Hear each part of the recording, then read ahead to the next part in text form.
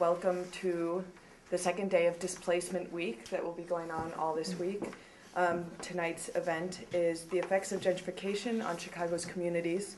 We also have an event immediately after this at 8 o'clock called Responsible Living in Chicago, Understanding Your Role in Gentrification, which will be a discussion led by a group of students that have been working on this issue. So if you can, please stick around for that. There are also full schedules for the week sitting on the chair over there if you want to grab one on your way out. I'd just like to very briefly thank our sponsors, which are the Human Rights Program, Committee on Southern Asian Studies, Chicago Studies, Center for Latin American Studies, Southside Solidarity Network, Center for International Studies, Students for Human Rights, and Students Organizing United with Labor. So now I will pass the event on to Virginia Parks, our moderator for this evening. Okay, thanks, Sarah. So I'm Virginia, and I'm a professor, Virginia Parks, I guess I should say. I'm a professor at the School of Social Service Administration across the Midway, and I teach in a program there called Community Planning, Organizing, and Development. So these are issues that we're very interested in as the group of faculty who teach in that program. But I'm really excited about this because I think it's so great to really get a view from the ground. And one of the things that we talk about in the CPOD program over at SSA is that community action or community interventions are always those which involve those folks who are most directly impacted or affected by the issue at hand. And that's kind of our working definition of anything that's community and orientation. And so I think that these two folks are really going to talk about that, about how those who are affected by gentrification get involved and respond to it. So I'll introduce the speakers, and then each of them will speak for about 20 minutes, and I'll have a couple questions for them, but we really want to, and it's nice that it's a small group, to try and have a dialogue and a conversation with you, and, questions, please, jot them down as folks are writing, and feel welcome to enter into that dialogue with us. So first we have Victoria Romero, and she is the board president with Pilsen Alliance, and I'm going to let her talk a little bit more, describe that organization before she talks about the work that they're involved in. And our second speaker is Jamie Kalven, who's a writer and a human rights activist who has spent a lot of time working on public housing issues. So he'll talk about gentrification from a public housing resident perspective. Okay. Well, thanks for coming, everybody. My name is Victoria Romero, and I am the board president of a small community-based grassroots organizing agency. So what does that mean? That means that we do grassroots organizing, all of the fist in the air, protest sign type of stuff that fights for two campaigns that we have going on right now. One is the Pilsen is Not for Sale campaign, which is how I kind of got linked to the Pilsen Alliance as a lifelong resident. Feeling my house under threat got me involved and really encouraged motivated me to get involved with that campaign. And then the other campaign that we have deals more so with education, and as we know, all social issues go hand in hand, housing with education, with healthcare, with economics and jobs. And so those are the two major campaigns that we really have taken on. It used to be transportation when the CTA thought, well, working class community, you don't need your Blue Line service anymore at night and on weekends. When we know that working class people tend to work third shifts and on weekends, that's not a good thing. And so we will organize around and for any social justice issue that is impacting Pilsen residents. And so getting back to the Pilsen's Not for Sale campaign that I mentioned, I was a part of. The Pilsen Alliance has been around for about 10 years, and it started as a result of our newly appointed alderman, Danny Solis, back in 1998, who was handpicked by Mayor Daley. And you're going to hear me get very political, so I hope not to offend anybody. And if I do, we can talk about it and hash it out. What fun would that be? And so you'll hear me, speak the truth from my perspective as a Pilsen resident. And so we can agree to disagree, or we can just, disagree. And so back in 1998, a few years after I graduated from college, we started seeing a lot of the demographic changes in the neighborhood, including commercial changes, you know, with our businesses, along with the residential. The demographic of my neighborhood started to change, and it was like, you know, wow, what's going on? You know, why is Pilsen so cool to live in now? And so our newly appointed alderman decided to bring about the Pilsen Industrial TIF. For those of you who aren't familiar with TIFs, TIF stands for Tax Increment Financing, and they're usually a designation to a given district. It could be an industrial district or a residential. For Pilsen's sake, we were given, or for the example of Pilsen, we were introduced as an industrial TIF, which basically means that the alderman in your area can introduce a TIF, the Tax Increment Financing Fund. It's basically a kitty of money that the alderman has complete control over. And what this industrial fund is supposed to do is to take the taxes from industry and then reinvest it into that community. You can spend it on different infrastructure or social service necessities in that area, but the industrial TIF is really supposed to work to attract other industry to an area and spend money to do that. It also can act as a way to spend money on new parks, expanding schools, funding for school expansions, for remodeling, computer labs, what have you, in your given community. And so when the alderman first brought it to the residents, well, I take that back. When we first found out about it as residents, because the process in Pilsen is not very transparent like in other neighborhoods in the city. So when we found out about it, we questioned him and said, you know, what are your intentions with this Pilsen TIF? Because what our fear was is that he would take that money and reinvest it, but not for industry, but to attract residential development. He swore up and down, no, that's not what's going to happen. And I promise you, it's strictly to bring more jobs and invest in the infrastructure and make our neighborhood better. Well, 10 years later, I'm still involved with the Pilsen Alliance, and we see our fears coming true. I was just sharing with Virginia that we are only 1/3 of the way into our industrial TIF, and one of the biggest sites that I'll talk more in depth about later, that is proposed for a approximately 432 unit development for residential luxury condos. It used to be an industrial site where actually 2 of my sisters worked, and I'll get into more detail about that.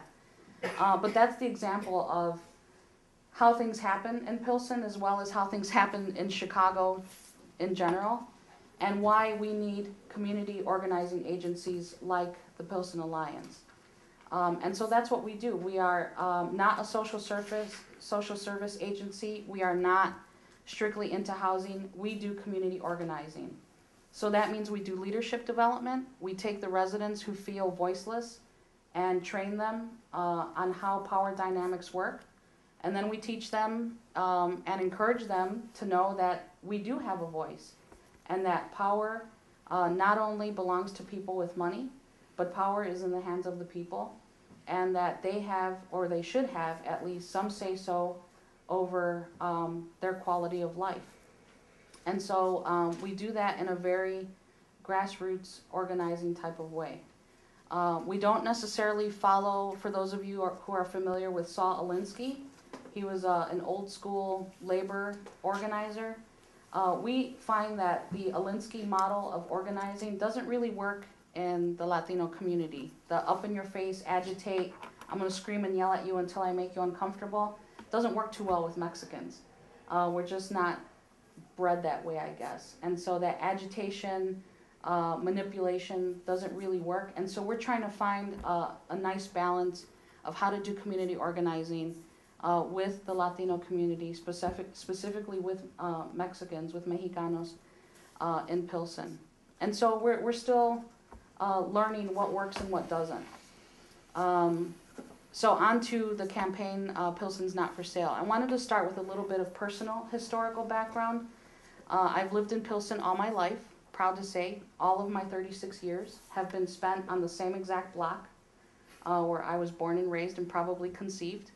And so it's a very, very nice feeling. I was just talking with Sarah about, you know, what a nice feeling that is to have that sense of home and not knowing any other place. I just purchased a small home 2 doors down away from the house where I was born and raised back in 2000. And again, I don't know how to live any other place, and I can't imagine leaving until I'm in that pine wood box. And so I'm really dedicated to staying there, especially now that people are so interested in moving to Pilsen and kind of pushing working class people out. I have my college degree. I consider myself a professional, but still very blue-collar working class in regards to my ethics, in regards to my thinking. And I hope that that doesn't change.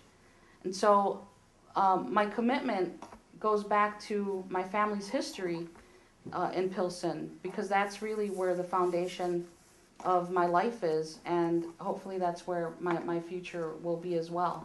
And so my family chose Pilsen mostly because of its location, and that is what, at its core, gentrification is about, is location.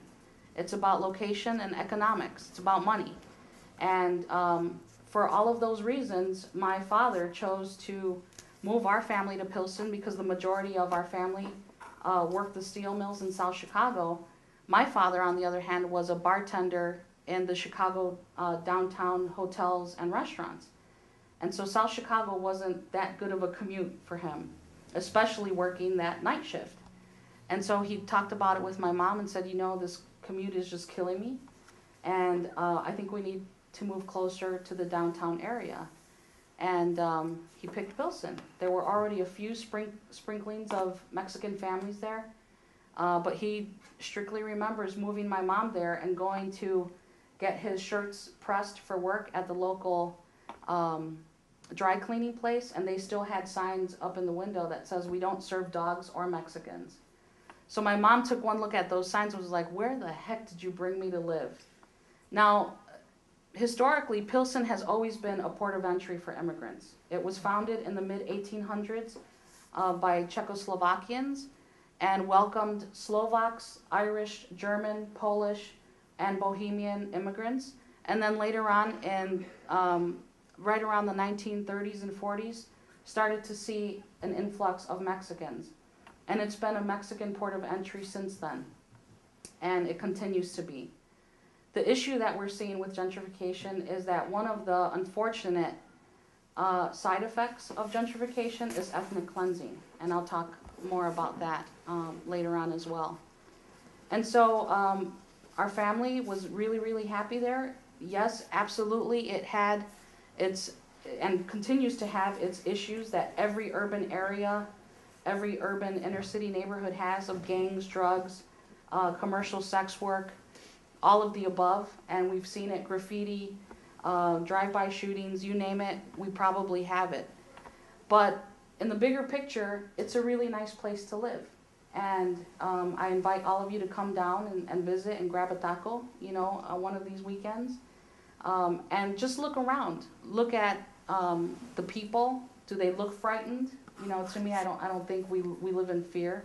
We live cautiously, like in any urban area. But all in all, it's been a really, really nice place to live and to grow up and to see our family grow and prosper. I like the continuum of being a port of entry because it reminds you also of your cultural past. And you just get this sense and a reinforcement of your cultural identity. And so that's a really nice feeling to have, to be in a small town in the middle of the city where when I walk down the street, everybody knows that I am Luis and Margarita's daughter. I'm their youngest daughter. They call me by name. I go to the grocery store and everybody knows me. My family teases me that, you know, we can't go buy a dozen tortillas without it taking about half an hour because people just stop and talk. And that is unfortunately slowly but surely dying in our urban neighborhoods. That doesn't exist anymore. And that is also one of the sad side effects of urban renewal and gentrification. And so that's my historical background of why this issue is important. The social justice side of me of why this is important is because it's just not fair. It is an issue of social and economic justice. This issue is not about brown versus white. It is not about brown people being afraid to live with white people or vice versa. This is about the color green. And it is about people with money pushing out people without money or without as much money out of their homes. And it's just not fair and it's not right. I really, really, truly think that this is an issue about social justice because of all of those other side effects that I mentioned. I mentioned earlier, you can't talk about housing without feeling the impacts of education, and so now we're starting to see more and more grade schools close. And that's not, with Renaissance, 2010, that's not a coincidence. We have our transportation taken away from us for many, many years to frustrate people on purpose so that they would leave Pilsen.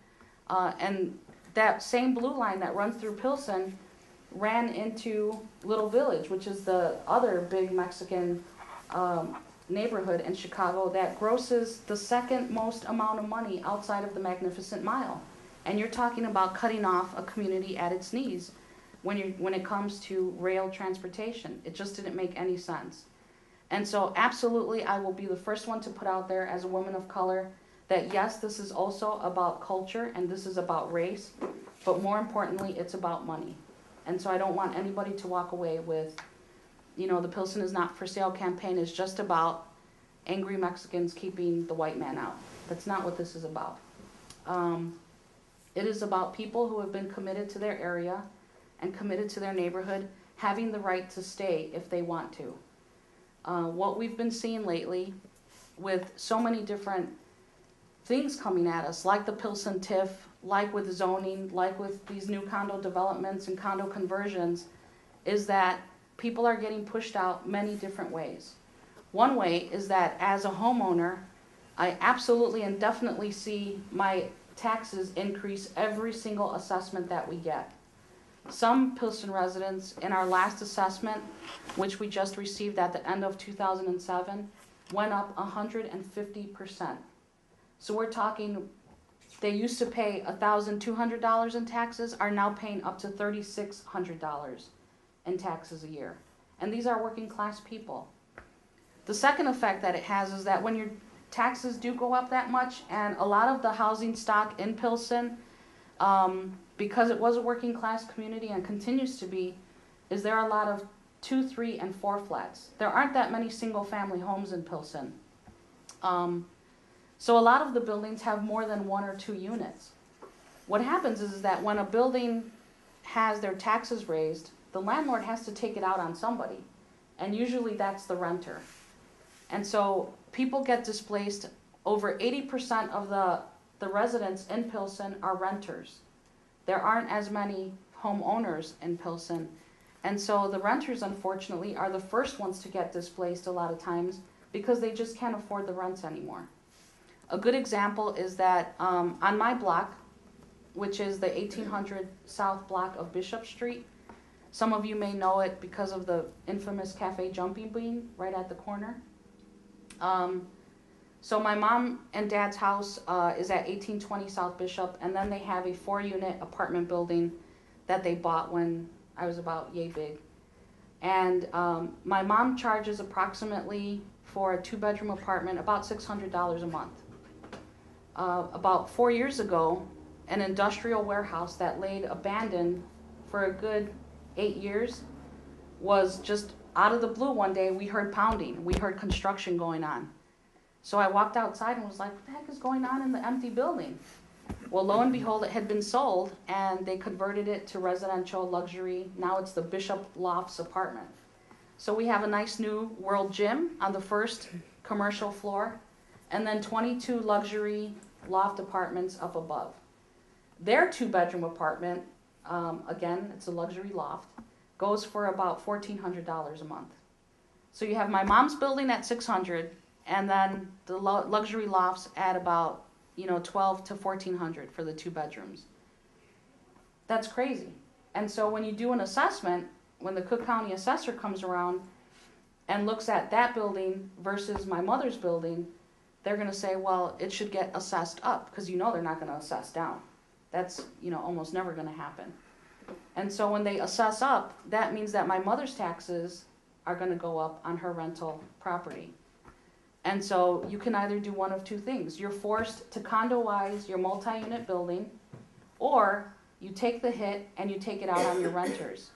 And so the working class people that you were renting for at $500 to $600 now get kicked out, because now in order to compete, you have to raise your rents to at least $800 or $1,000 as well. And so that's how the ugly, slow pace of gentrification happens. Getting back to the ugly side effect is the ethnic cleansing. You cannot deny, walking through my neighborhood, that you see less and less brown faces. Even at the Cafe Jumping Bean, I am the minority, usually, on most nights. And so that feeling, I have to be honest, is not the most comfortable in the world for me anymore. You know, we take pride in our neighborhoods in Chicago, and part of that pride comes from ethnic pride. That you want to go to Greektown, and yeah, you want to eat Greek food, but you also want to see Greek people. And that's not necessarily the case in Greektown. There aren't a lot of Greeks who continue to live there. Same thing with Taylor Street. You can still go to Francesca's, but there aren't that many Italians living there anymore. And to me, that's really, really sad. And so when I hear our aldermen say things like, I want Pilsen to be the nation's premier Mexican neighborhood, what does that exactly mean? Because a neighborhood without ethnic people isn't really a neighborhood. It's just a commercial facade. And I don't want Pilsen to become a commercial facade. People is what make a neighborhood. And so the demographic has absolutely changed. Kids have now converted themselves into dogs.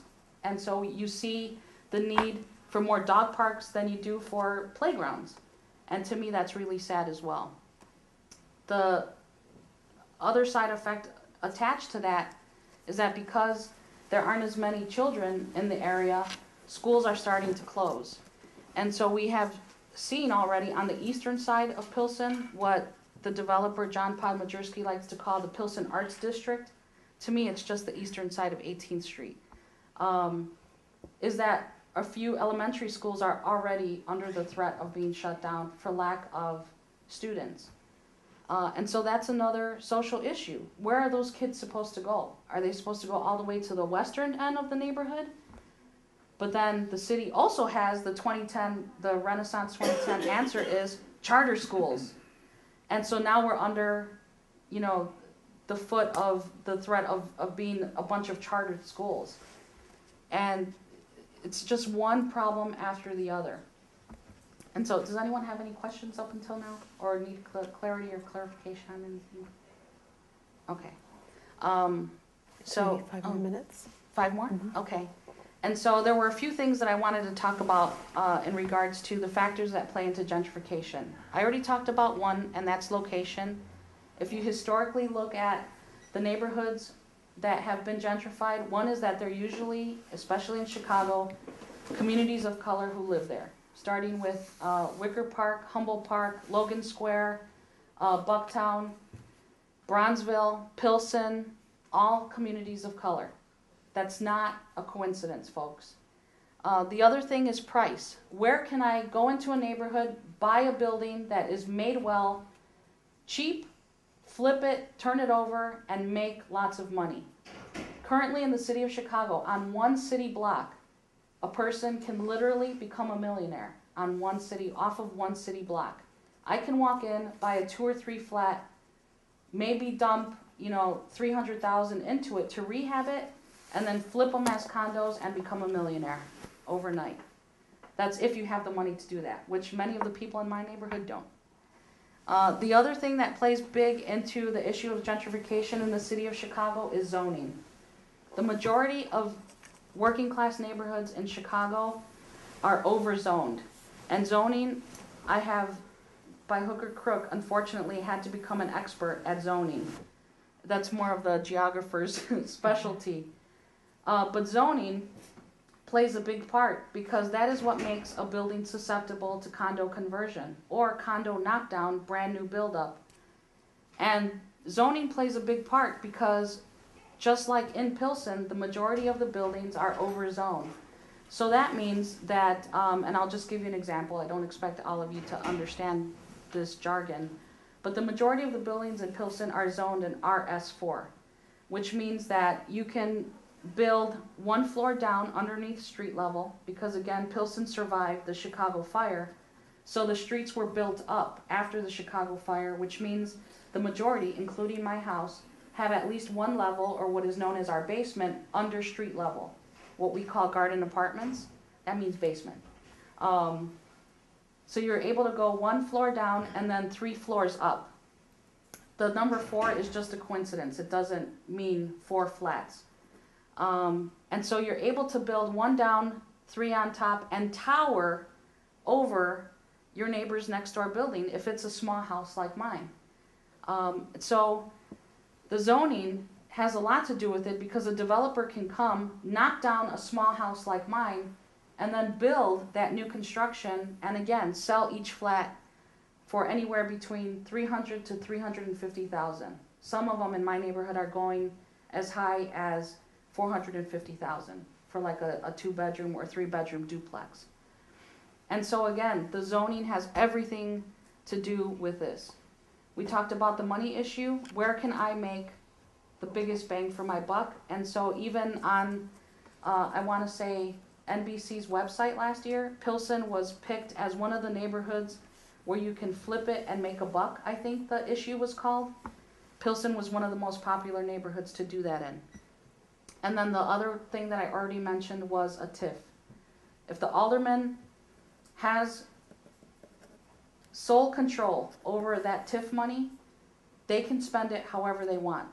The other thing the alderman has complete control over is how they give out those zoning changes. If I buy a small house and it's not zoned properly, all I have to do in the city of Chicago, and it is completely legal, is give my alderman a nice campaign contribution. Lo and behold, a few months later, I get my zoning change. And then after I get that zoning change, I can do whatever I want with my lot. We looked into our alderman, Alderman Daniel Solis, and there is a huge pattern of developers who give him campaign contributions and then a few months later get zoning changes. They go hand in hand in the city of Chicago. And it's, everybody knows about it, but it's completely legal because it goes under as a campaign contribution. And you can't do anything about it. It's just the way the city works. Okay, 1 more minute. 1 more minute. So the again, side effects of gentrification are displacement, residential as well as industrial or commercial displacement, ethnic cleansing, higher taxes, higher rents, a loss of that community feeling, and an increase in property value. But unless I'm willing to sell my house, that increase in property value means nothing to me, when all I get is an increase in my property taxes as a result of it. So I hope to be able to take questions later. That's it in a nutshell, guys. Sorry, had to be short. But Thanks, Victoria. Sure. We'll have time to Okay. discuss and get back to it. Okay, Jamie? Thank you. Well, like Victoria and I think Sarah, I live on the street where I grew up. Every day, walk under trees that I used to play under as a little kid. When I walk through, to move through space is to move through memory, history, personal association, just sort of strata upon strata of meaning. At the same, and as Victoria said, or as Virginia said, I'm a writer by profession, although I've managed to confuse people about that. But I'm primarily a writer, and it's just fundamental and invaluable to have that kind of access to memory and perception by way of the physical environment I move through. At the same time, and this relates to this occasion and what we're going to talk about with respect to public housing, I also feel at this point like a displaced person. Something so radical, drastic, profound, grave has happened over a relatively brief historical moment, particularly on the south side of Chicago, in terms of a massive restructuring of the city on land traditionally and until recently occupied by its poorest and most disenfranchised citizens. I should say a little bit about my orientation and vantage point on this is I care a lot about sort of local knowledge, which is also implicit in some of the things Victoria said. You know, there's a policy discourse about affordable housing and community development and public housing and home, you know, that exists in a kind of zone up here. And whole careers are spent in that stratosphere. And I have felt personally, intellectually, morally, a need to be on the ground in some way where where I sort of subjected myself to my subject, was accountable to a set of observable realities, things I could touch, smell, come back and look at again. And the form that took for me is that I spent the better part of the last, over 15 years really immersed in 8 square blocks of the South Side. And those were the parameters of one of the housing developments on South State Street, Stateway Gardens, which was continuous with the Robert Taylor homes. And until recently, that concentration of high-rise public housing was pretty much universally described as the biggest concentration of poverty in the country and the biggest concentration of public housing. But actually, even when you put it that way, it was still only a fraction of the public housing on the south side, and certainly in the central city, near south side, near west side. And I had evolved over the years a number of roles at Stateway, but there's always a danger when you talk retrospectively about things like this that you make your life sound more coherent than it really is, like you knew what you were doing, and I don't want to leave you with that impression at all. You know, this was a matter of a few kind of gnawing moral intuitions that I felt a need to act on that carried me sort of further and further into the broader South Side in terms of organizing initiatives I was involved in and things that I was curious about as a writer. One impetus was, in fact, as a writer, and this is the early 90s, and a feeling of a need to, in a certain sense, earn the right to use certain words.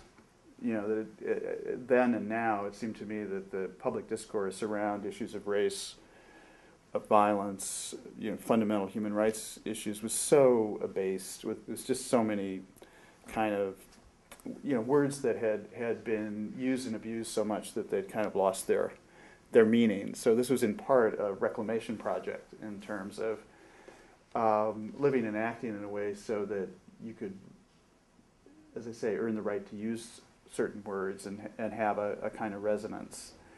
I also became kind of intrigued, and there were a series of initiatives I was involved in, initially working through an organization here called the Resource Center, which is the big independent recycling operation in the city.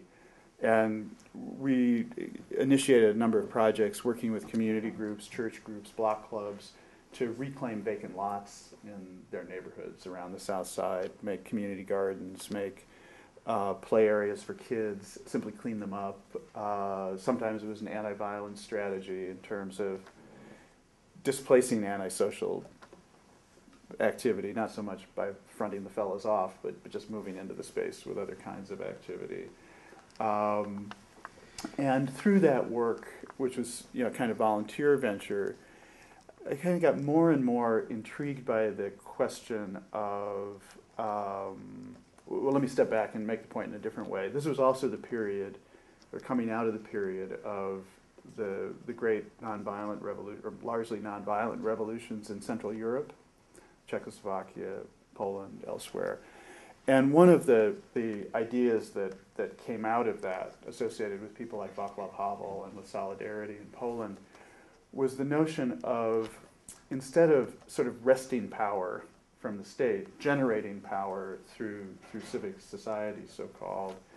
And one way of sort of formulating that was the notion of, what would happen if we just behaved like free people? I mean, we're in a totalitarian state, citizenship is degraded, it's so demoralizing. But what if we just started acting like free people? So really, what the beginning of those transformative events was things like people writing letters to the newspaper, holding open meetings, monitoring trials, things that we take for granted, and that they very strategically and self-consciously did, in an effort to expand space for autonomous action. And so, partly inspired by that example and partly by my own sort of explorations and collaborations with others and initiatives around the South Side, became intrigued with the idea of what would happen if we just sort of behaved like neighbors under conditions of urban apartheid. Just did sort of neighborly things, not sit around and have a discourse about race and class or, all these other, but just did kind of neighborly things, barn raising type things, helpful things. And so for a Hyde Park intellectual, this took me in the direction of years and years of doing physical labor, because physical work turned out to be a kind of great medium for first just being present, in useful ways in neighborhoods that weren't your own, but also, work is it's a funny thing. It's a kind of it's almost a sort of forum that you create. If a bunch of people are doing a physical project together, it's like a civic space has opened up. And what I found was that the conversations that people have,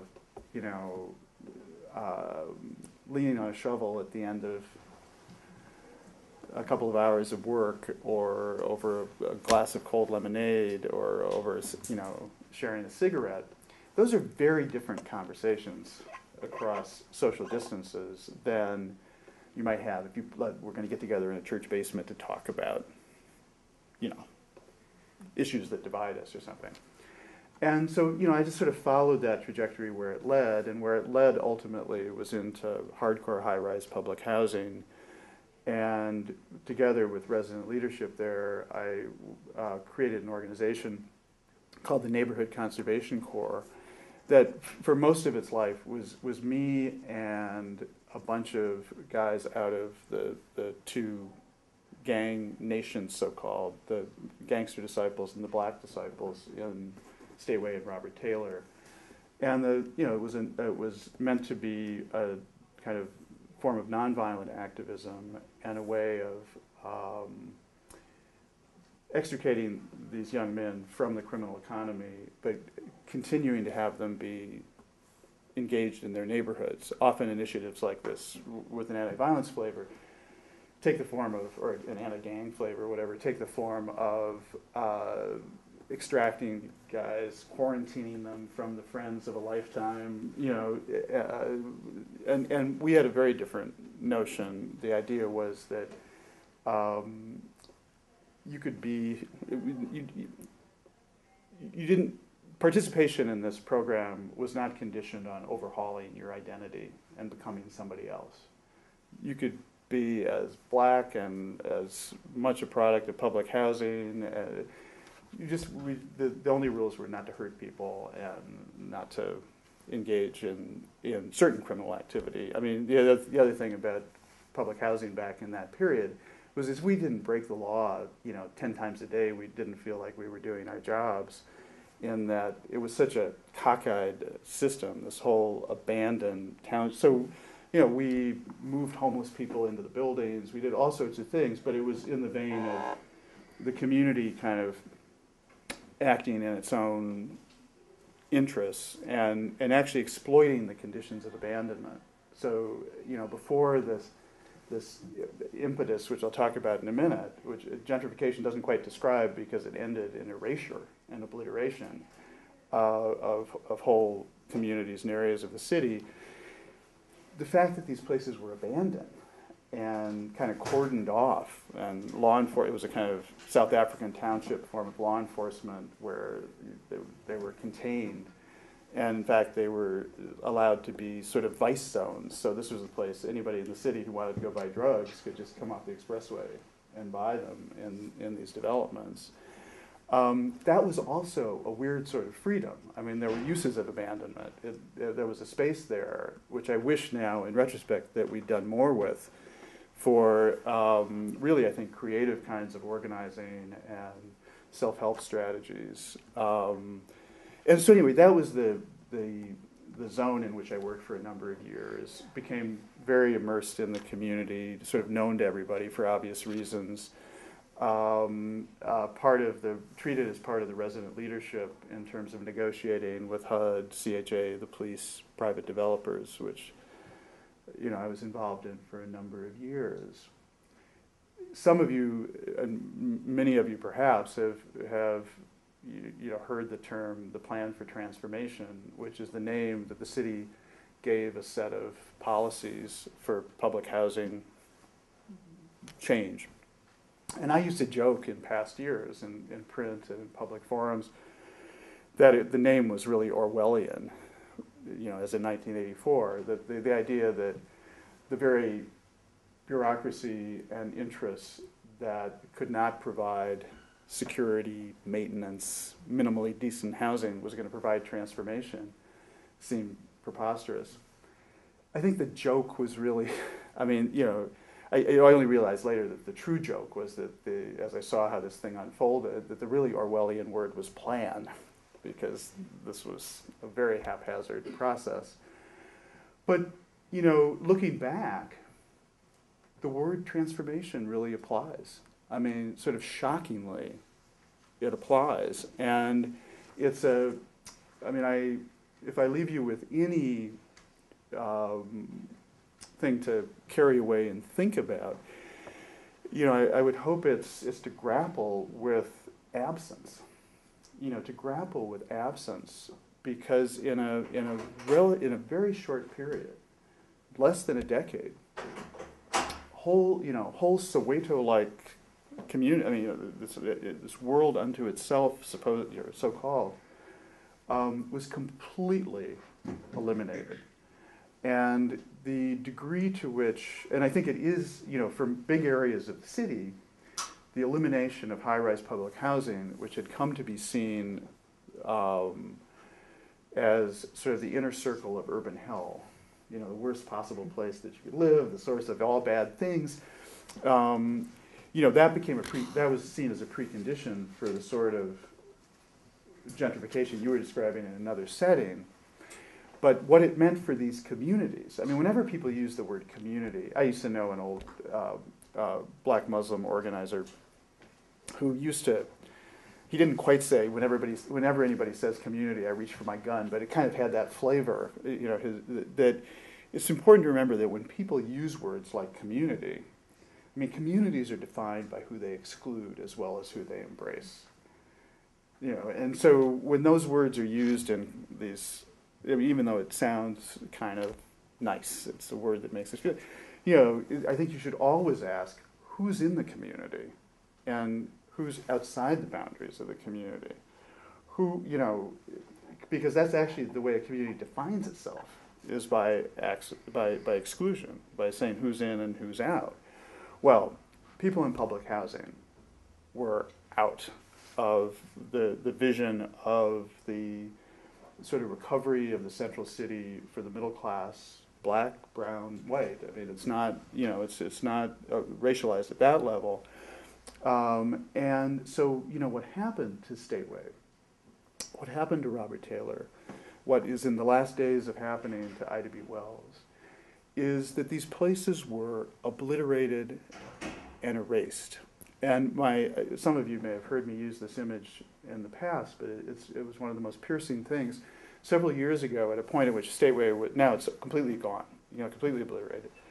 The point at which it was more than half demolished, so maybe there are 3 buildings left out of the original 8 17-story high-rises. And Stateway extended from 35th to 39th, from State to the Dan Ryan, to Wentworth, to Federal.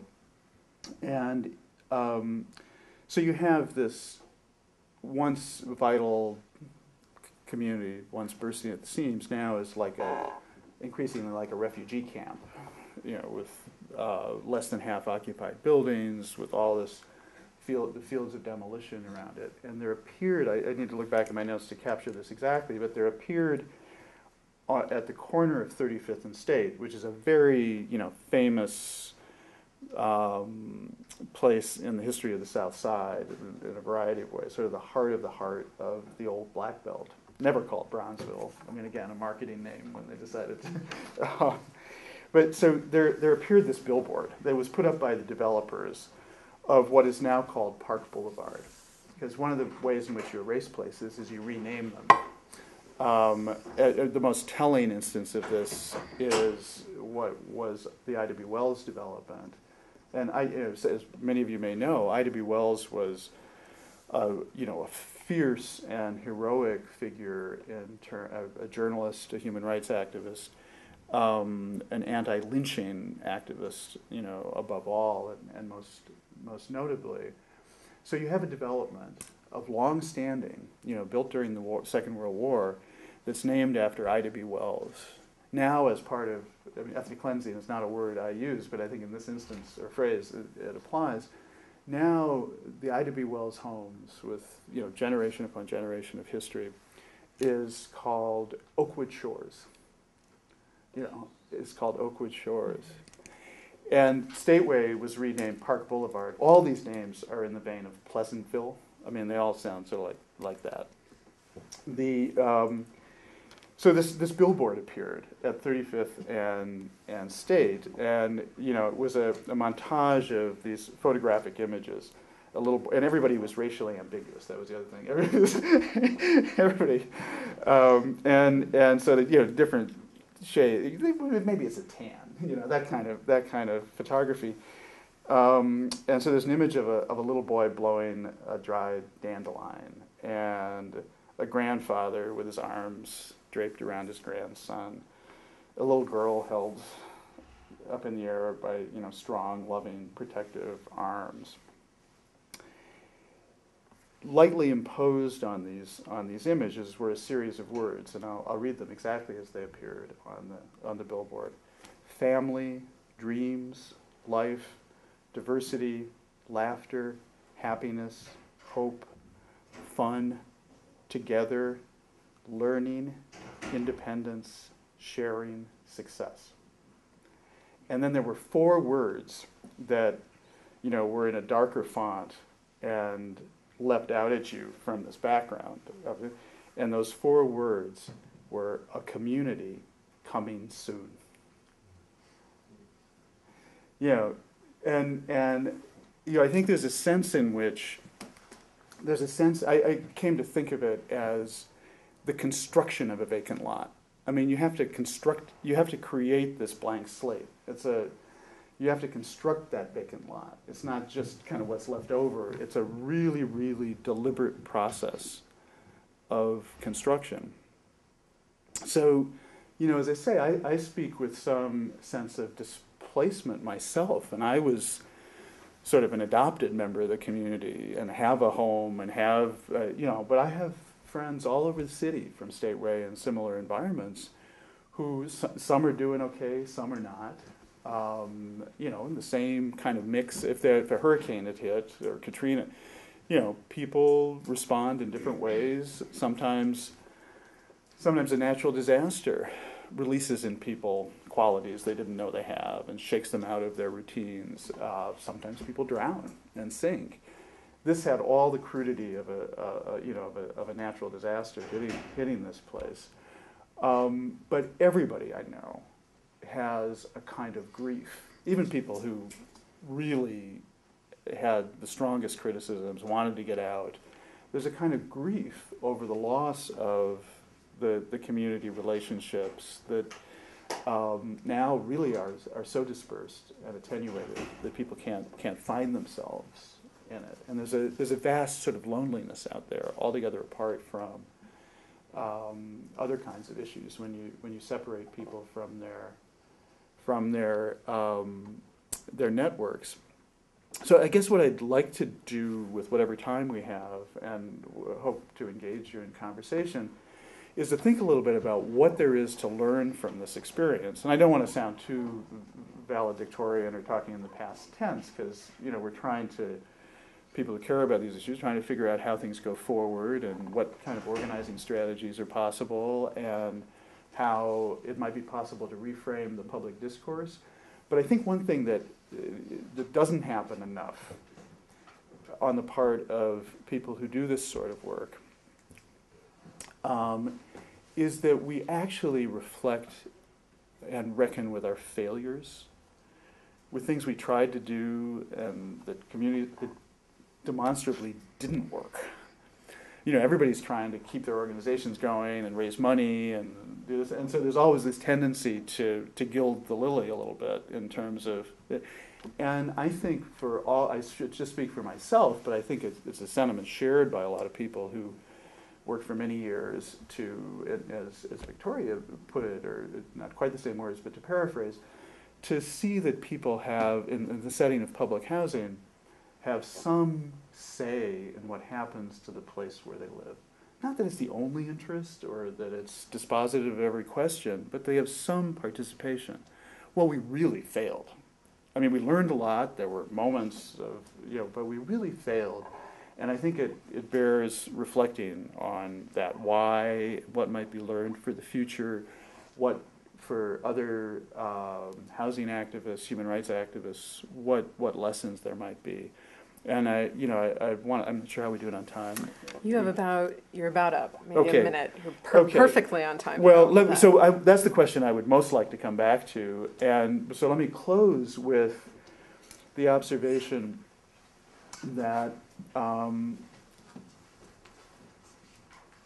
this is one of the lessons, I suppose, is that it's really possible to disappear people, to disappear whole populations, to disappear the issues that are associated with them. Early on in this whole process, there were people, advocates and others, speculating about what would happen, who would say things like, well, my God, if they tear down all the public housing and they don't build adequate replacement housing, then we're going to have people sleeping on our doorsteps. The parks are going to be full of homeless. The notion that something this radical and sweeping in its impact would surely impress itself on our senses. We couldn't move through the city without seeing it. Well, the truth is, it's now possible, in a way it wasn't before, to move through the city without seeing the population that was housed in those buildings, that the buildings became, in problematic ways as well as sometimes accurate ways, symbols of a population.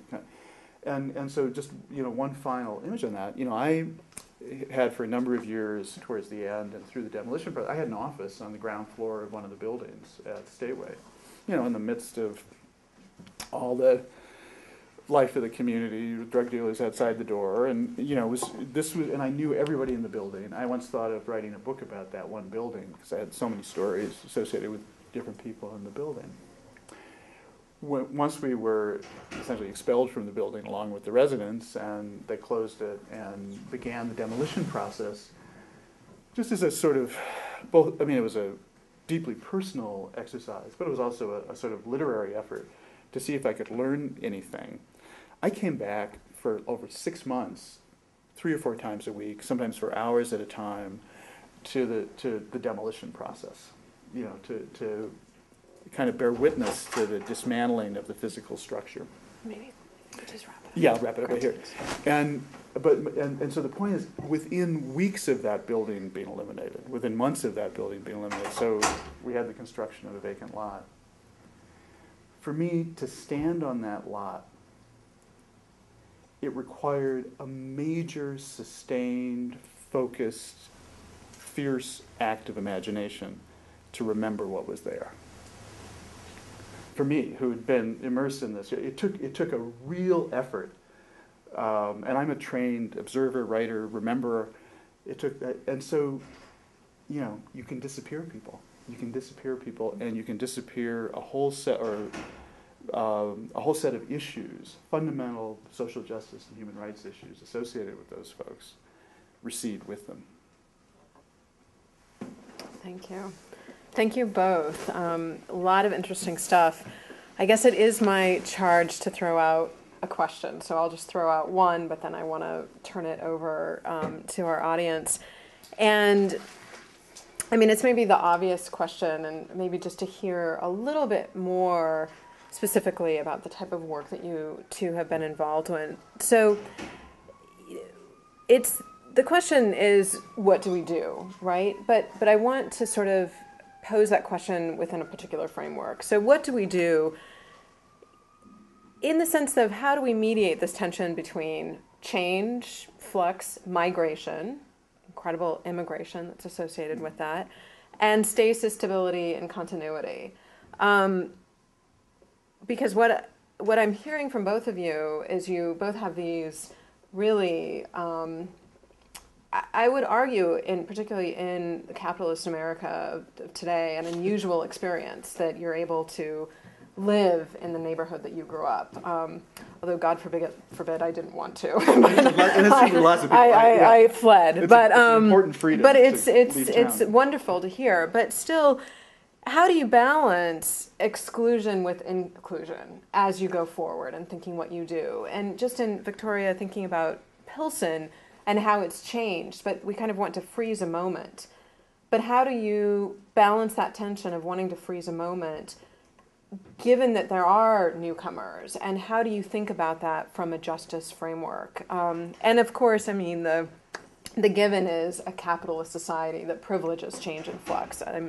I don't want to discount that at all, that even, encourages it through creative destruction, the Schuppenterrier terms and such. But how do you think about, maybe you could talk about what you do, sort of what is the response on the ground given that tension of exclusion and inclusion in your own work? And maybe you don't care. I mean, maybe that's the way forward in some ways, that you have to go forward. But I'd like to hear both of your thoughts, since both of you touched on those ideas. Sure. I think in regards to just my neighborhood alone, because the immigrant thing is so present, and people are literally living in fear within my neighborhood, that they don't want to, create any more waves than they're already creating for fear of, I'll get deported. And I'm not going to go up against the alderman because then I'll get deported. And I don't want to hold a picket sign because they're constantly living in that fear. And that is a big challenge.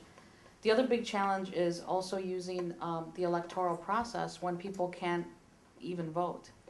But I think there's two branches to my answer. One is that part of the community organizing process that I think we both touched on was that education has to be part of that leadership development. If we talk about it where I work in regards to healthcare, we talk about stages of behavior change, and if someone's not aware that there's a problem, why would they start to change? Right? If I don't know smoking 10 packs of cigarettes a day is bad for me, why am I going to quit smoking? The same thing with our residents. If they don't know how gentrification, and the bad thing is for us, there is no word in Spanish for gentrification. We've Spanglicized it and called it gentrificación, but just even doesn't even come out of my mouth right? I stumble with it. And so even displacement doesn't hit, but when you ask somebody, how do you feel when your rent goes up? Oh, hey, un momento, por favor. It's like that they can feel. And so it's making it, I guess, palatable for them. And to use Paulo Freire's, model of popular education is making it pertinent to their daily life, is really, as simplistic as that sound, it really, really helps. And so education has to be part of it, to at least let them know, look, if you put up the sign in your window, Pilsen's not for sale, this is the stand that you're making. This is the statement that you've decided to make. And so that definitely has to be part of the solution. Education plays a big piece in that. The other part, though, is those of us who have the ability to use the electoral process or to, I guess, practice our right of free speech, is to take responsibility for us all. And, you know, I could very easily say, you know what, I'm a professional, I make enough money a year to cover my taxes. I'm not worried about this issue of gentrification because, quite frankly, I can afford it. But if I don't think about the tomorrow, it's like, now I can afford it. But what happens when, you know, more and more of those multi-million-dollar condos, what happens when Pilsen starts looking like Lincoln Park? What happens then to me? And I have to have that vision. And so I have to take responsibility not only for myself, but for almost all of the people who don't have that analytical process, who don't have the freedom to go out and vote yet, who just don't have that luxury, even of time, to get out there and go to community meetings 3 nights out of the week, which my mother complains about all the time. But that's a luxury in my neighborhood. You know, when you're not taking care of children, when you don't have a second job to go to just to make ends meet, that is a luxury. And so not only does it fall on the shoulders of those immigrants, but more importantly for me, it falls on the shoulders of those of us who have the luxury to work one job, the luxury to come from 2-parent households where, you know, one spouse can stay home and the other partner can come to a community meeting, is making people accountable. And to go beyond the community meeting is to also move towards municipal change. This is a global issue. There is gentrification happening in Israel. There is gentrification happening in Australia. It is a global issue, and it can't be ignored. And so now, we talked about putting out the fires. Instead of just putting out fires in my neighborhood, the Pilsen Alliance has finally said, wait a minute, you know, we know that this is happening or has happened in Logan Square. It's continuing to happen in Humboldt Park. It's happening in Bronzeville. And to prove that it's not a black versus white, a brown versus white issue, the main gentrifiers of Bronzeville is black on black. It's professional people of color with money pushing out working class people with no money. And so that's just one example. And so I think the other part of it is that we have to move towards changing the way our government works. And that's going to take a lot, especially in the city of Chicago. Mm-hmm. Just because historically, I was listening to talk radio this morning about how, you know, things get done around here. And one of the professors at DePaul, Professor Curran, who helps with the Pilsen's Not For Sale campaign, even says, you know, the gentrification in New York and Brooklyn, where she's from, is bad, but at least people still get disgusted over it. In Chicago, it is so bad, people don't even flinch anymore. It's just expected. Like, yeah, it happens. You know, people got, we call them in Spanish mordidas, what is it, bribes? It's like, yeah, you know, it's the way Chicago works. People don't get that angry in Chicago because of our historic, you know, our history. You know, it's just part of the way the city runs. And so I think we need to hold ourselves accountable, but at the same time, part of that process has to be holding our elected officials, you know, accountable and responsible. And that's going to take a lot of work. I don't mean to be Debbie Downer, but it is really, really going to be an uphill battle. Something that I think only community organizers will be able to do. Anytime you move outside of community organizing, when you try doing it through a social service agency or anything that's tied to funding that isn't private or foundation funding, you can be co-opted so easily. You know, and it's happening in Pilsen. We fought so hard for transparency. in Pilsen, and our alderman said, okay, you want a process? You want transparency? Let's put together the Pilsen Planning Council. And, you know, in our naivete, we were like, yay, hooray, we won. We got a Pilsen Planning Council that's gonna oversee all of the development that happens in our neighborhood. After one meeting with him, after one, he cut us off at the knees and said, I'm gonna not work with the Pilsen Alliance, but I'm gonna work with this agency, this agency, this agency in place. And that's how they get away with it. Jamie, do you have a quick response? Yeah, I do. If I understood the question, I think one of the things that's been really interesting about the redevelopment that's taken place all over the city, and maybe most dramatically exemplified by the public housing stuff, is how unurban it is.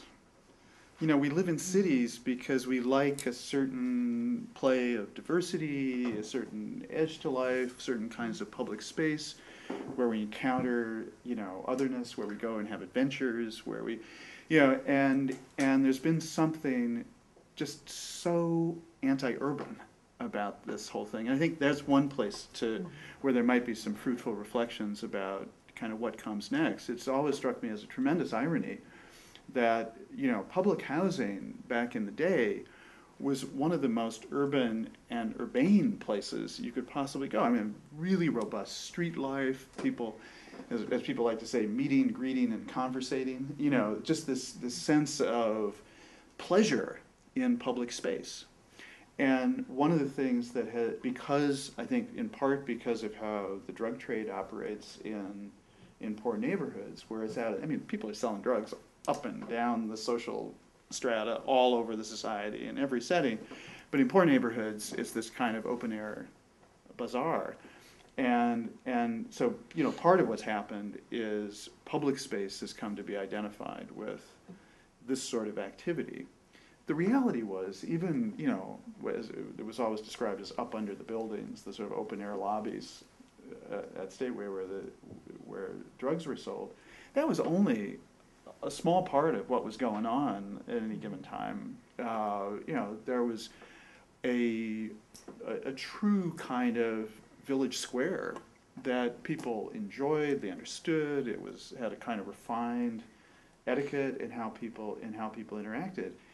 We have systematically shut down those public spaces. If you go drive through some of these so-called new communities that are being developed, you know, this sort of social engineering projects of so-called mixed income communities, which sounds good, right? I grew up in a mixed income community, and that's what I want to live in. It evokes diversity. And you look at the design of houses, of blocks, and you will see it is just hostile to the idea of any kind of public space. Ain't nobody going to sit on the stoop in these communities or barbecue on a vacant lot, or, you know, I mean, it's just, you know, completely hostile to that kind of urbanity.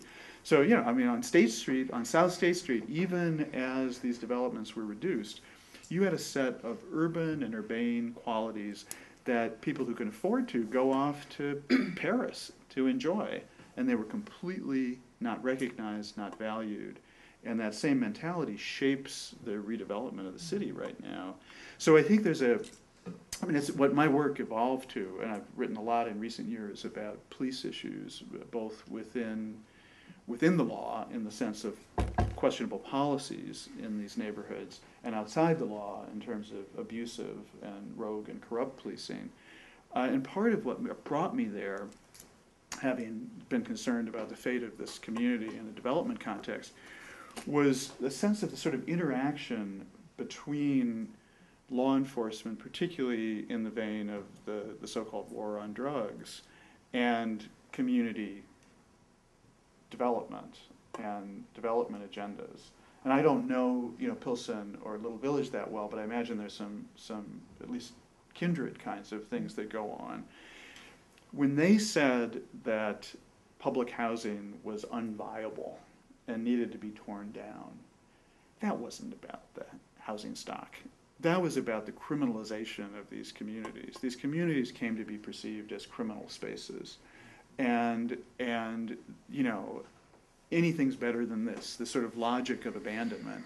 You know, so when you recognize that these places have been abandoned for generations by public and private institutions, the powers go, well, anything's better than this, and proceed to, you know, not take responsibility for the abandonment, but perfect it and complete it.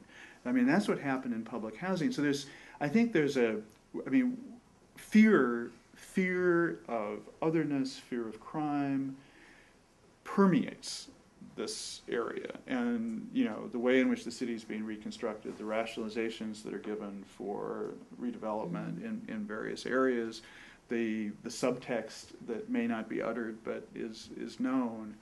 And until we grapple more openly, candidly, searchingly with that, I think it's going to be hard to create the kind of cosmopolitan spaces, the genuinely diverse communities.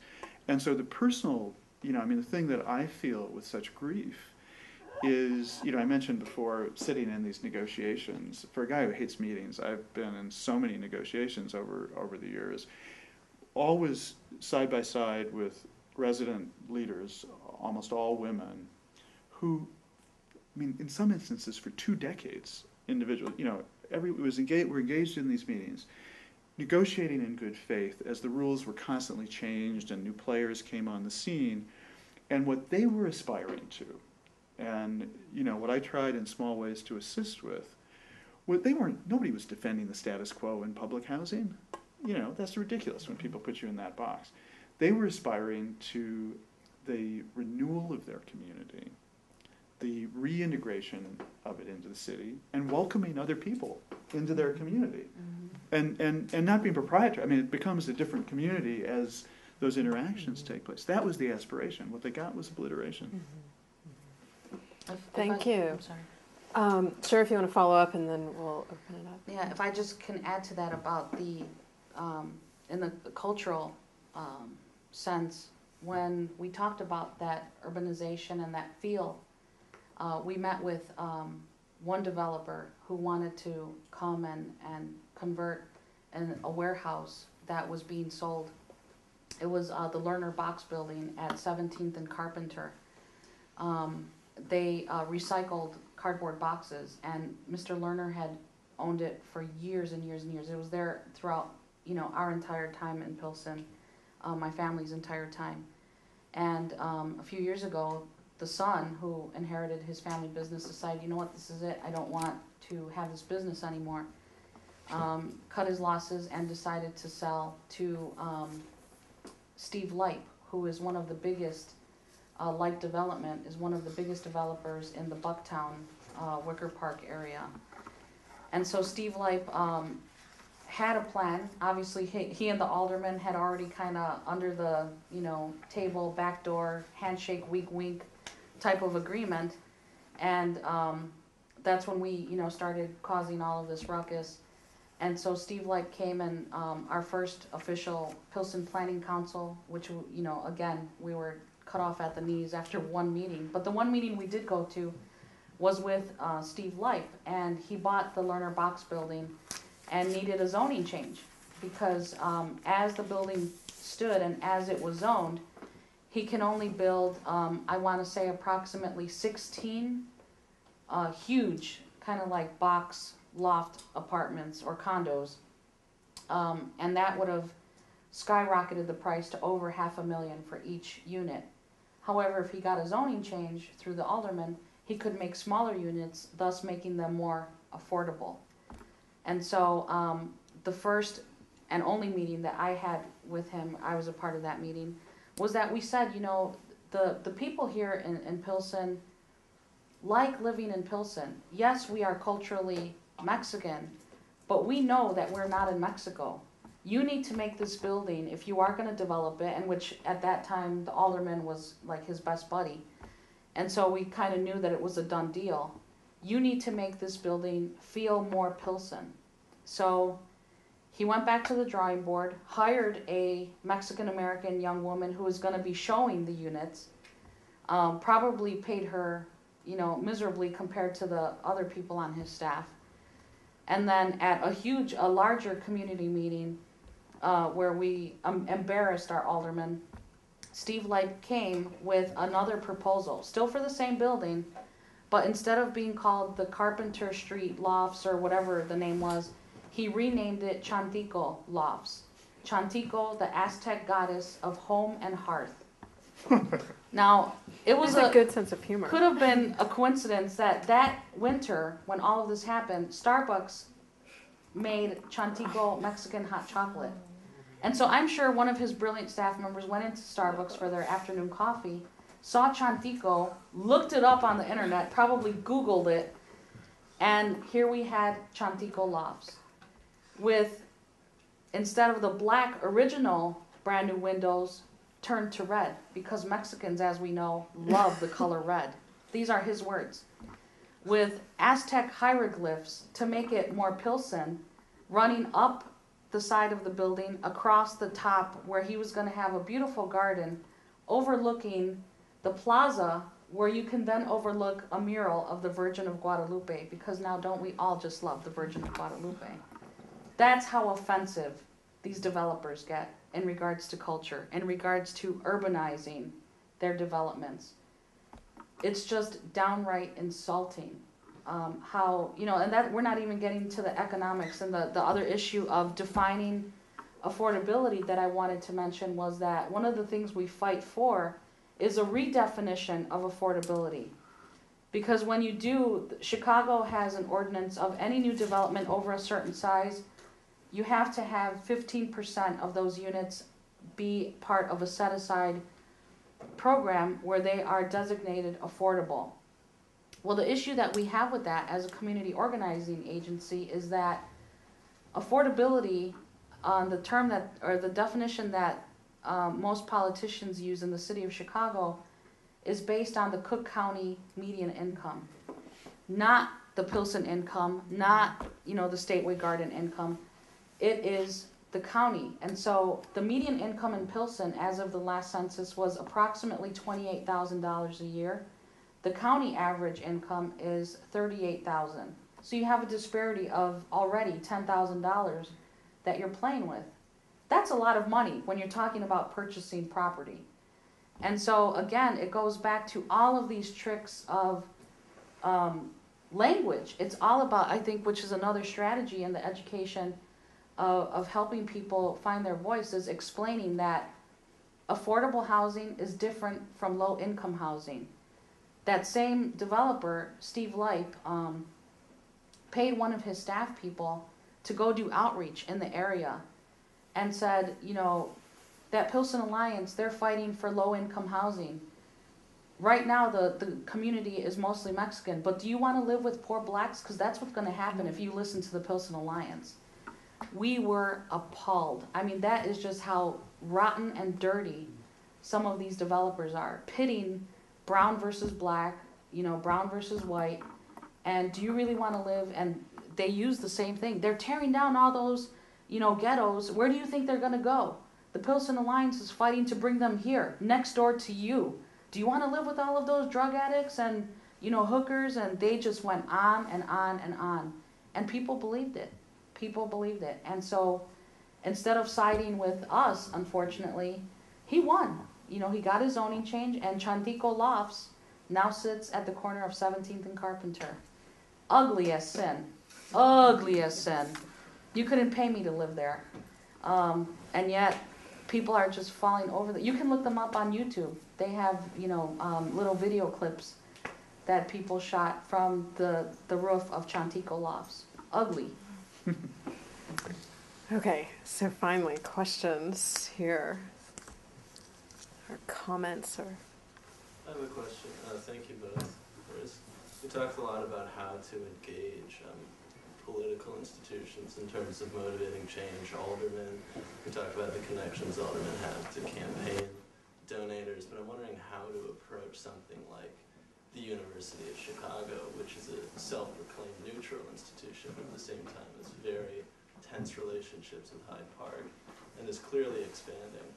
So how to approach something that doesn't have a very clear representative? It's a time-honored question. Yeah. You know, generation after generation has chewed on that one.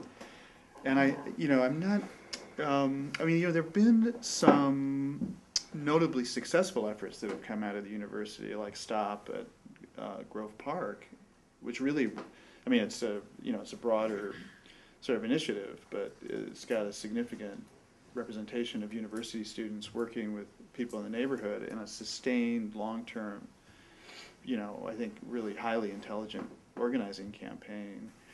I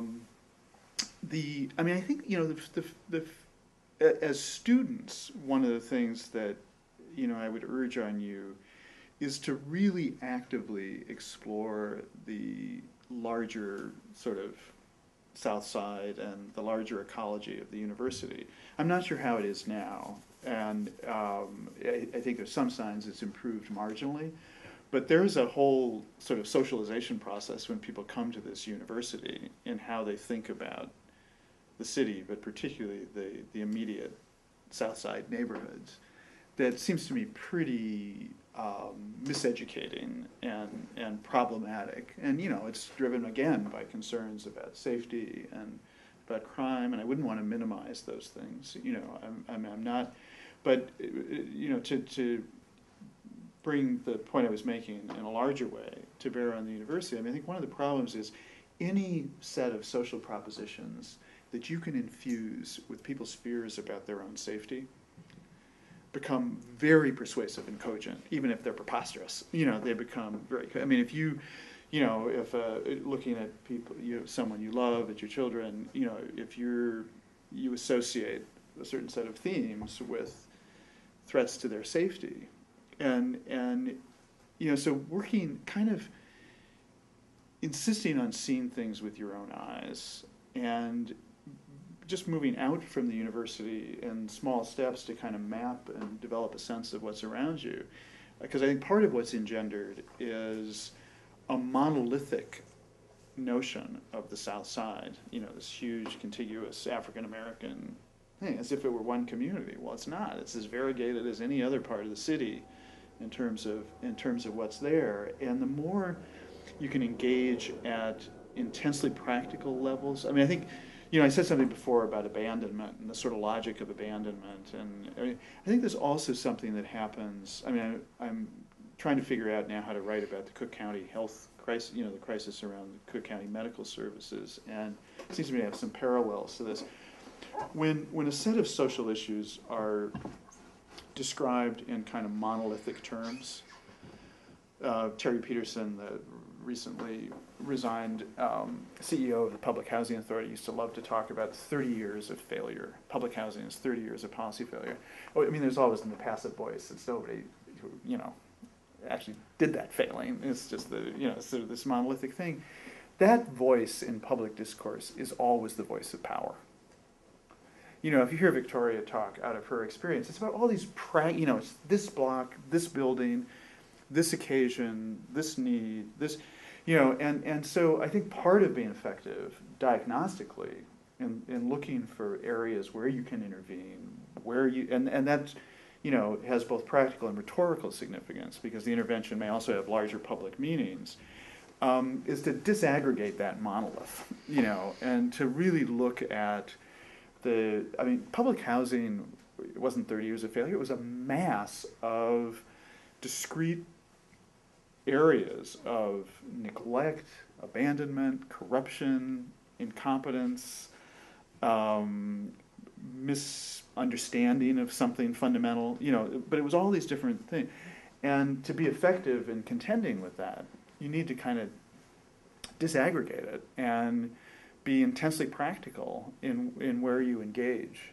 So I'm not sure that's helpful. But I think the more it's thought of as the university as a monolith and the community as a monolith, the more you're likely to, an admirable energy is likely to run aground.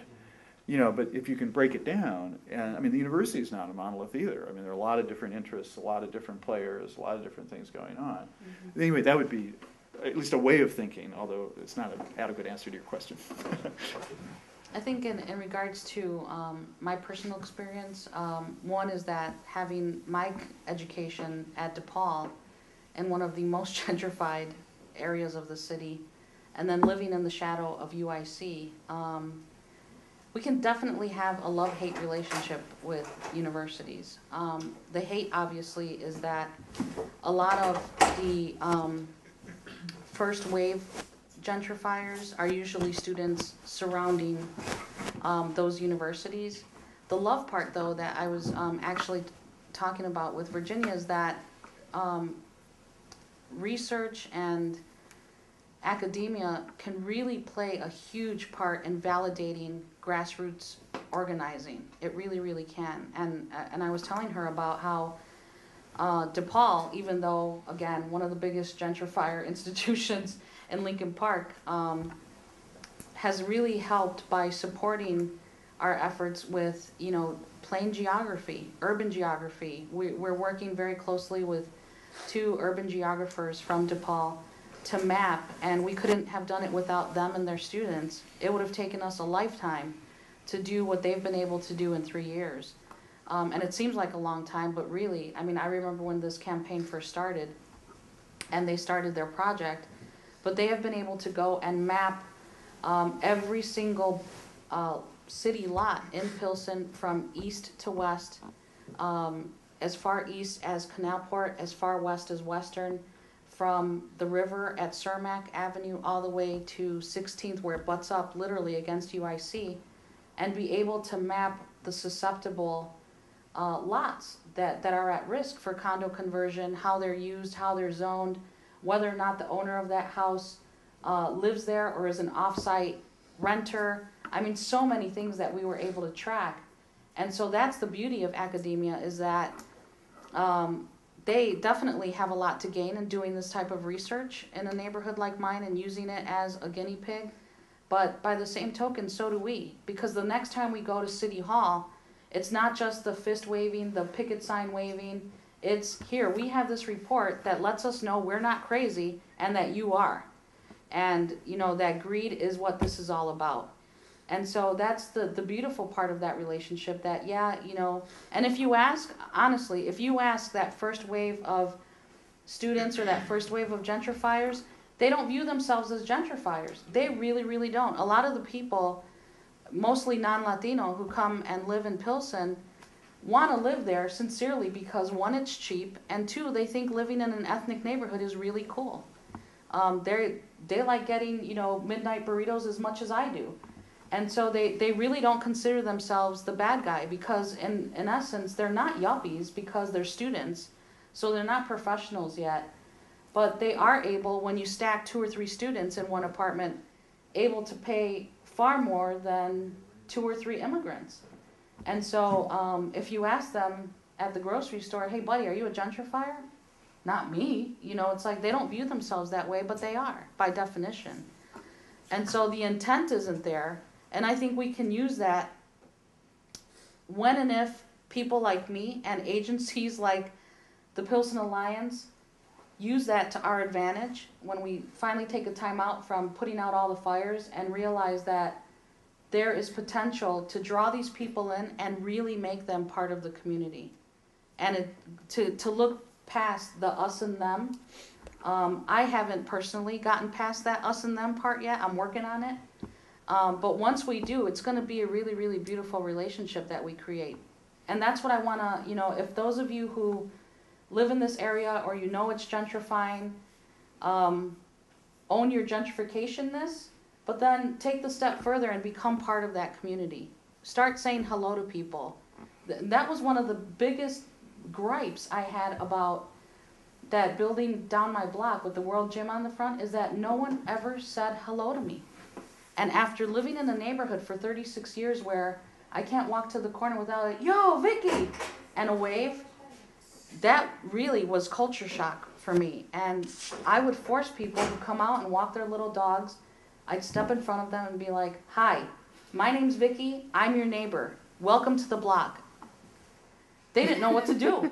Like, this lady's attacking me almost, because they live in such a box, literally a boxed mentality where I'm going to go to work, come home, walk my dog, go back to my box, and that be that. They don't get involved. They don't go to meetings. They don't go to church.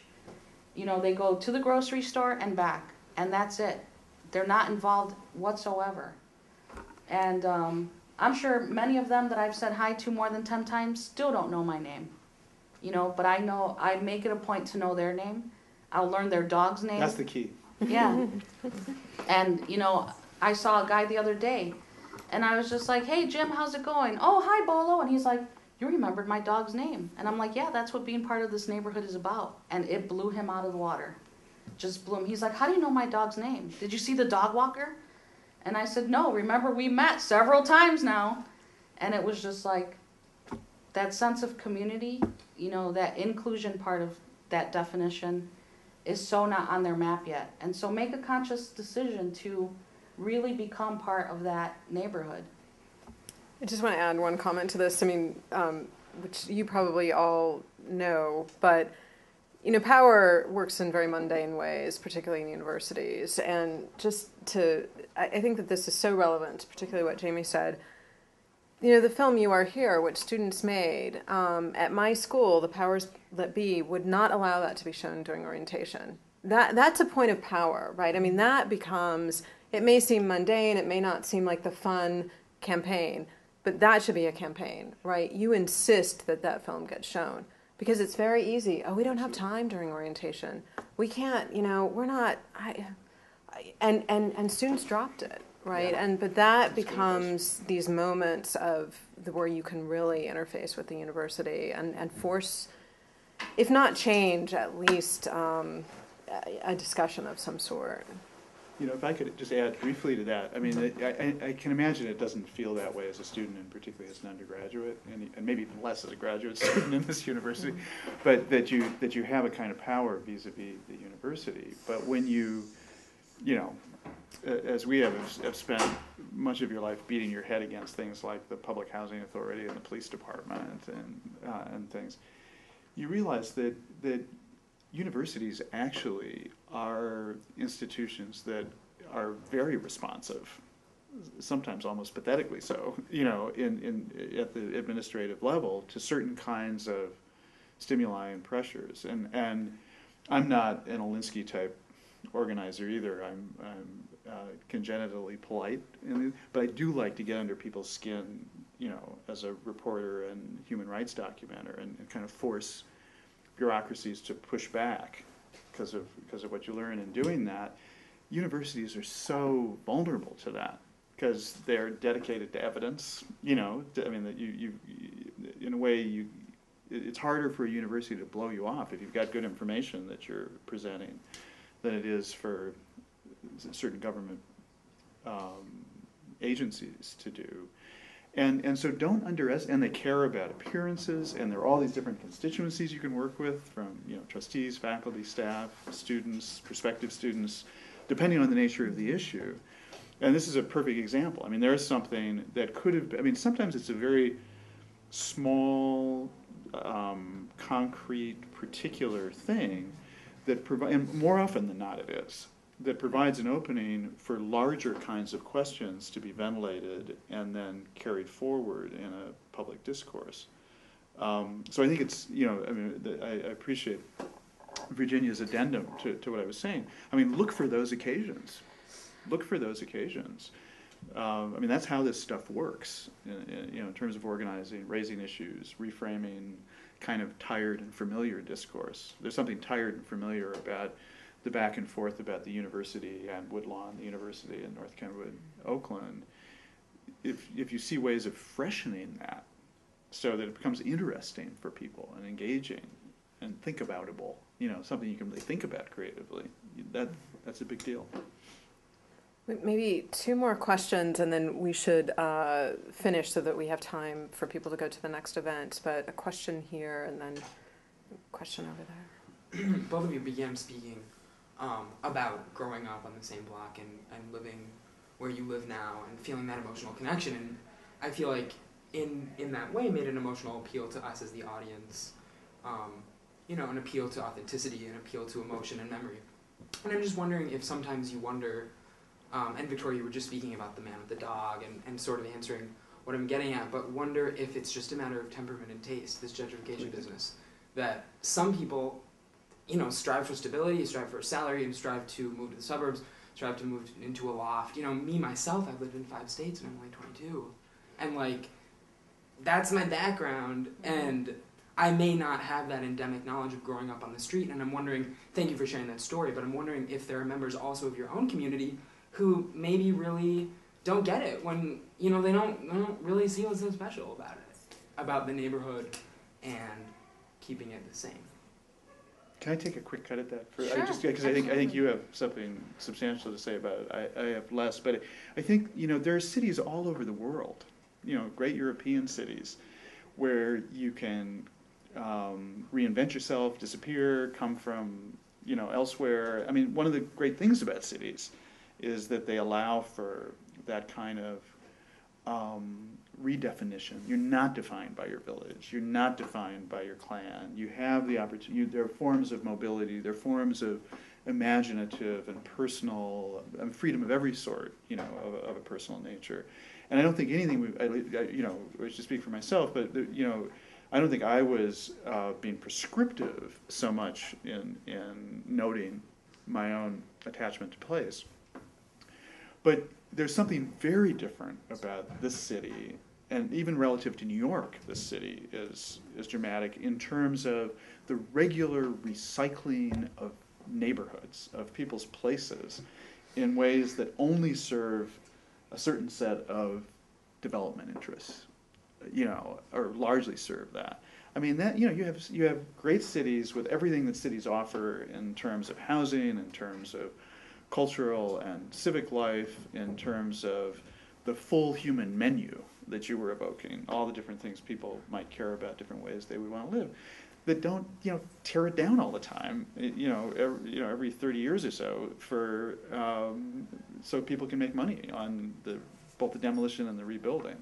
And I think that's, you know, a fundamental thing that we're contending with, but in no sense being prescriptive about how people should live in cities, just wanting to have the freedom and richness and value of the kind of urban ecology, and all the variety that allows.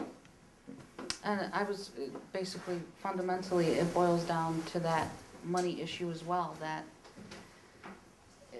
there's 2 things. One is that for those people who just, you know, we categorize them as the ones in the neighborhood who just don't care, who don't get it, maybe. And a lot of times they are the Mexican Americans who have never even left our neighborhood. I think my awakening, you know, as Oprah calls it, I think the aha moment happened when I was in college and I went to study in Mexico, and I thought, finally, going back to the motherland, you know, I don't feel completely American here. When I get down there, it's going to be nirvana. Everyone's going to accept me, blah, blah. And the minute I step foot, you know, there for a long period of time, other than to visit family, who, believe me, the family are the most brutal and remind you that, you know, no, you're a Chicana, you're a pocha, which is, and I thought they were calling me a pork chop. A pocha is a derogatory slang term for a Mexican who's born on this side of the border. But more so, I thought, well, you know, in a different part away from the family, I'm going to go to Mexico and everything's going to be great. And they were the first ones to remind me, you are not Mexican. You are a Mexican American. You are a Chicana. And that was the moment where I was just like, Pilsen is home. Because it's the best of both worlds. It's my Mexican side, but it's also my American side. And that's a beautiful place to live for me. The people in the neighborhood who usually don't get it, especially if they're Mexican American as well, are the people who never had that aha moment because it's never slapped them in the face in that way. I would take it even a step further and say the people who don't get it and then want to also profit from the gentrification are people who are also doing the tear downs of their own homes or homes that they inherited from their parents and are now doing condo conversions to make that $1 million and get out of Dodge. And so that's a whole other struggle on a whole different level that we're also struggling with. And it's really, really hard. In the meantime, though, I think, you know, again, going back to that, you know, good definition as well as the ugly definition of community, it's taking that time to set what the norms are that have existed for a long time, and then gently move them away from that in not a not so abrupt way. Because believe me, folks, there is a big difference when you take part in having something happen to you than when it happens to you. When something is consensual and when something just happens. It feels, you know, for lack of a better term, like, you know, genocide or rape or a word like that, you know, and I know those are extreme cases and extreme words, but over time, that is what it feels like. When something happens to you against your will, it really, really goes back to that, you know, this is about social justice. This is about my human right to live where I want to live. And, you know, if we can use that to our advantage to, you know, shed the light a little bit, then I think, you know, it's worth it. Can I add just a little bit to that, which I think also speaks to the earlier question about the U of C. Yeah, I think what is prescriptive in what we're saying, you know, it's not about a certain lifestyle or anything like that. It is about caring about place and recognizing, and I think this goes to the organizing question, that, you know, we all have lots of memberships that define us. I mean, we're the intersection of all of these identities and narratives and memberships and kinships as people, and that's how we understand us. I think one of the most fundamental and in some ways empowering, in that it allows for various kinds of action, intervention, inquiry, is belonging to the place where we find ourselves. I know it's hard for students sometimes. You're sort of provisionally here. Even people who are here for decades, you know, are provisionally here. But I would urge that even as you move around, you know, in the course of your life for various reasons, there are lots of different reasons to go to different places, that recognizing that place is a dimension of identity and of potential action. And so, you know, I mean, before Pilsen was, I mean, every place in this city has a complicated, often bloody, you know, compromised history. Nobody is the first and only people to have lived in a given neighborhood, you know. I mean, so there's a huge problematic, you know, thing out there, but you're embedded in it. You're in it, and recognizing that you share something with the other people who are in it, and that you actually have things you can do together that are meaningful, potentially effective, potentially, you know, move in the direction of the kind of values Victoria was evoking a moment ago in terms of fundamental equalities, respect for human dignity. I think that's what we're saying. You know, just that notion of belonging to the places you find yourself in, as opposed to perching in that zone where you're always just passing through. Last question. Well, you both have described yourselves as community organizers, and you're doing this kind of work, and I think you spoke a little bit about transparency and a few initiatives you've worked on, but I would actually kind of be interested in hearing about specific initiatives that you've taken as part of your projects against gentrification and what you did to attain those goals, either as individuals or as community. In regards to the Pilsen Alliance, the way that the whole Pilsen is not for sale campaign started was that developers were literally knocking on the doors, my mother's included, at least a few times a month, and asking, you know, Senora, I will buy your building, I will give you cash, you know, $300,000 for your house, or $200,000 for your house. And neighbors were getting so fed up. They took a marker, literally, and on a piece of legal pad paper, or 8.5 by 11 computer paper, just put on their windows, this house is not for sale. And, you know, started taping them to their front windows. And some of, you know, it's hard for some of those people to deny the temptation of, you know, like with my parents. I was just asking my mom yesterday. My mom and my dad, for the house that I, you know, grew up in, only paid $20,000 back in the early 50s. Where now, you know, my mom can easily sell that house for $350,000, if not more. And so you look at the return on their investment, and it's huge.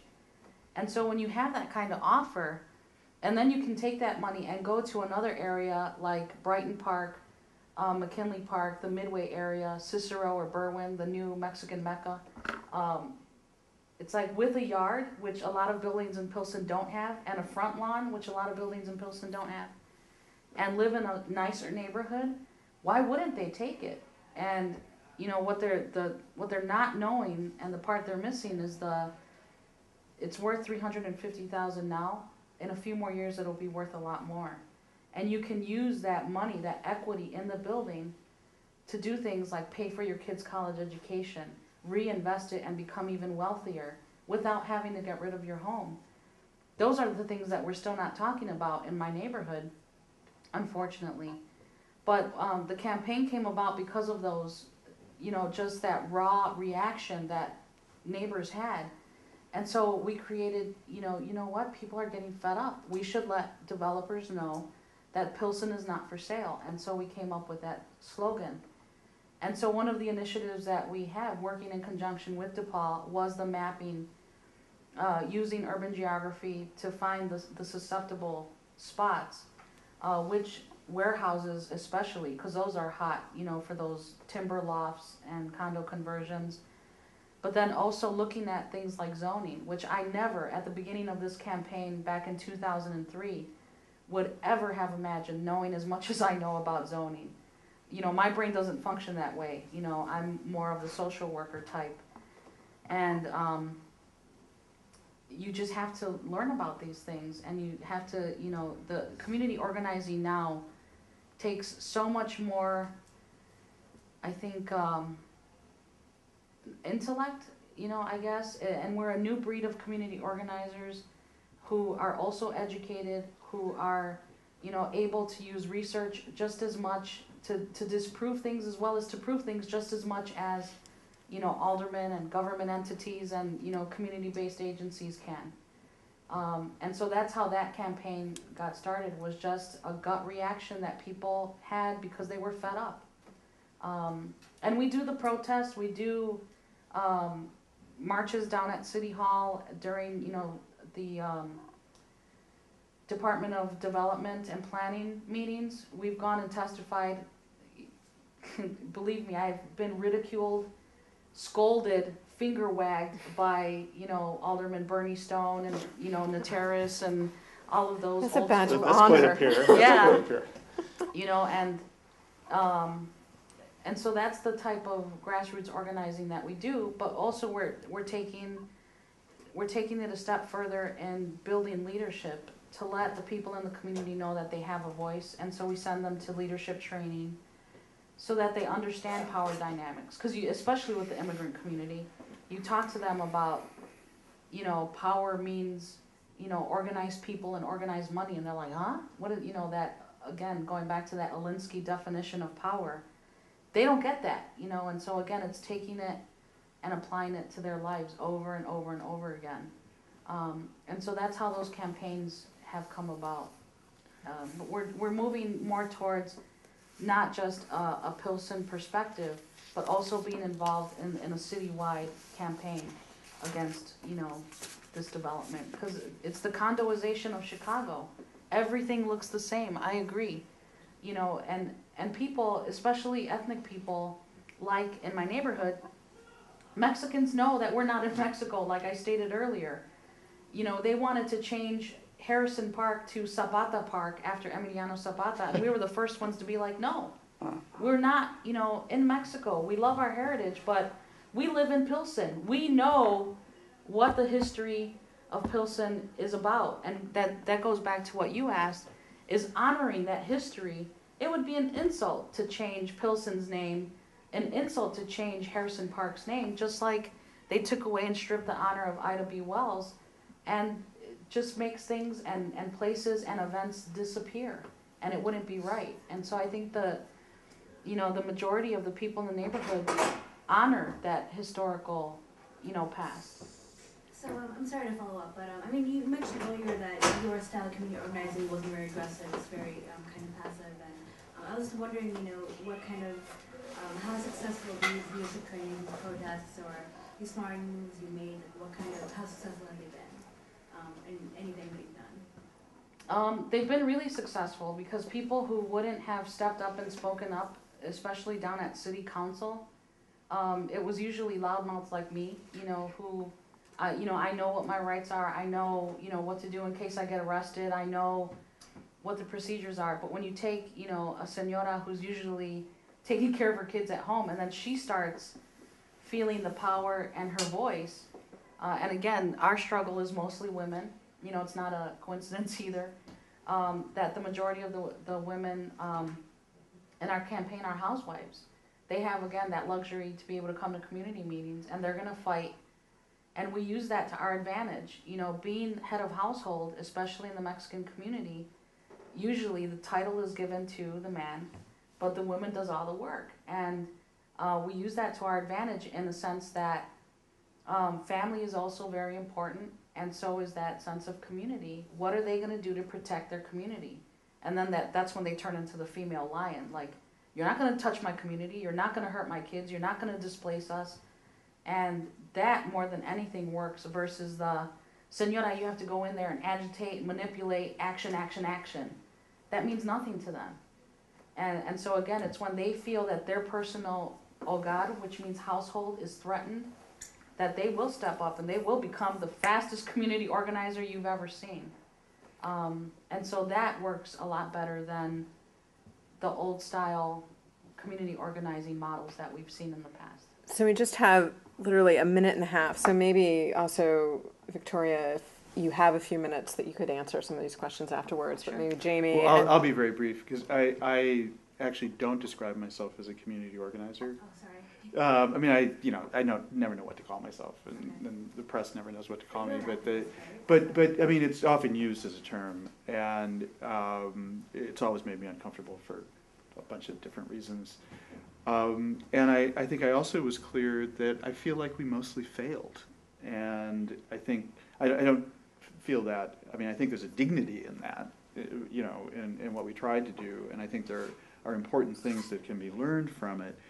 If I was going to seize on one thing that was powerfully suggestive of a set of possibilities that I'm absolutely convinced of, it was the work which was I really thought of as a kind of nonviolent activism with young men in the street gangs, and I saw it in the context of, and I see it clearly in retrospect, in the context of the efforts of the community to hold on to itself, a community that has been defined in the public mind by kind of the boys in the hood in the foreground, sort of as a defining image.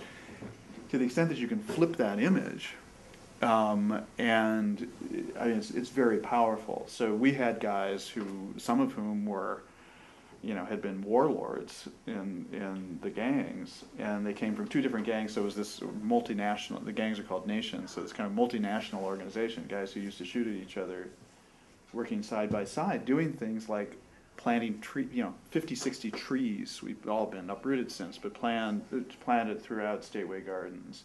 We got contracts from the housing authority and from developers to clean out the buildings, which had never been cleaned for like a decade. So garbage had just accumulated in vacant units and stuff.